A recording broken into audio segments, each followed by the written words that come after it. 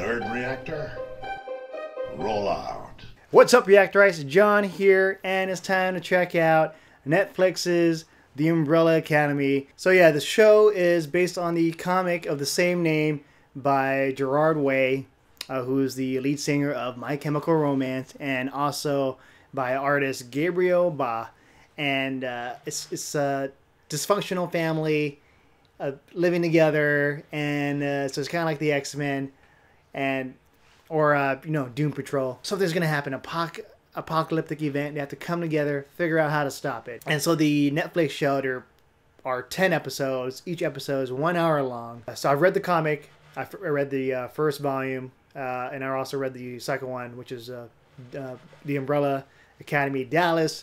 And so what the show does, it kind of brings in elements from the second one, especially with the characters like Cha-Cha and Hazel. And they're introduced in the first this season, and you still have the whole story about this apocalyptic event, and they're going to try to stop it. And what's going to happen?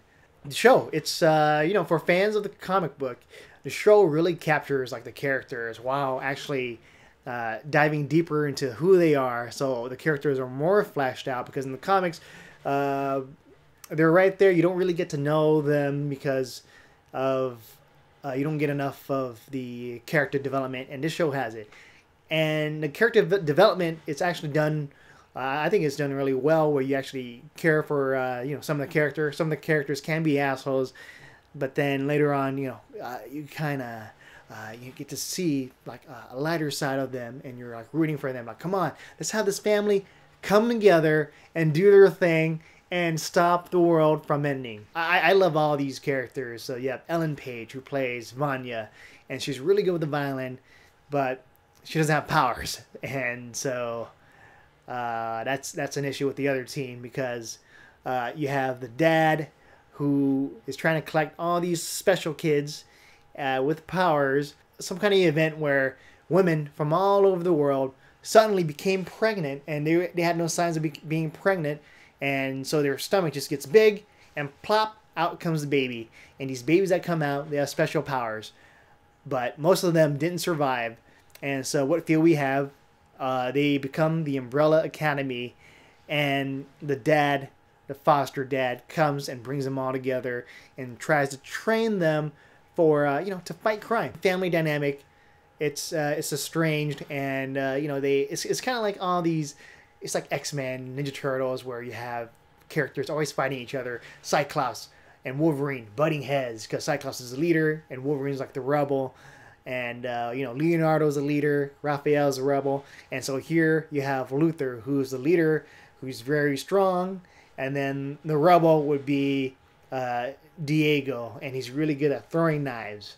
And then you have the other characters. You have Allison, a.k.a. Rumor, who is kind of like Scarlet Witch, or even Domino, like with, just being lucky and all that. But with her, it's kind of specific, because she has to say something, and then the rumor would come true.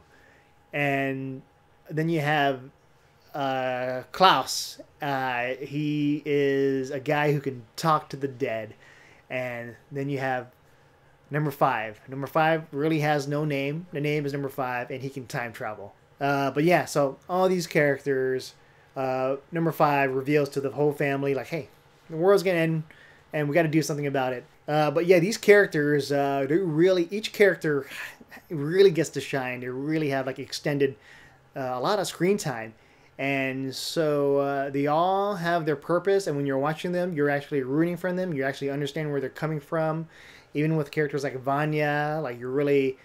understand like why she's been excluded from everything, and how it's taken a toll on her. And with the other characters, I just like that the show really fleshes them out in a way that is still entertaining, still interesting, and you get it, you understand their plight. So yeah, this show, I really recommend it. I really enjoyed it, and there are moments where you're like, oh my god, are they going to do this from the comic book? And they actually did it. And even if you haven't read the comics, like, it's still impressive. The story is still there. Characters, there's some fun moments. And I want to talk about Pogo. Pogo is the CG on that is amazing. I'm like, you're watching the show because he's a talking chimpanzee, and you're watching this. It's like this is it. This is a Netflix show with a very believable talking chimp, and behind it is Weta. So of course, Weta. You know, they did Planet of the Apes, so they have this ape technology down. And so yeah, we were there with TV shows that looked like these blockbuster movies, and these special effects are pretty cool. So yeah, definitely recommend this show. I enjoyed it immensely, and if you get the chance to watch it once it comes out, let me know in the comments below your thoughts. With that said, I'm John, and I'll see you guys next time.